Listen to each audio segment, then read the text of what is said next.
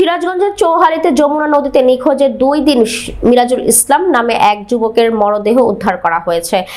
মঙ্গলবার সকালে টাঙ্গাইল জেলার নাগরপুর উপজেলার নিশ্চিন্তপুর এলাকায় যমুনা নদীতে ভাসমান অবস্থায় তার মরদেহ উদ্ধার করা হয়।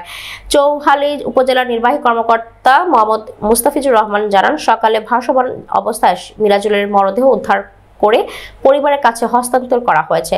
মিরাজুল ইসলাম চৌহালি উপজেলার বাঘুটিয়া ইউনিয়নের উত্তর হাটাইল গ্রামের সাবেক ইউপি সদস্য মৃত আনোয়ার হোসেনের ছেলে।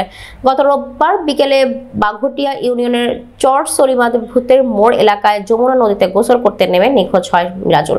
নিখোঁজের ফুফাতো ভাই মামুন জানান, মিরাজুল ইসলাম পরিবারের অন্য সদস্যদের সাথে রোববার বিকেলে যমুনা নদীতে গোসল করতে যায়। তবে সবার অগোচরে নদীর স্রোতে নিখোঁজ হয় সে।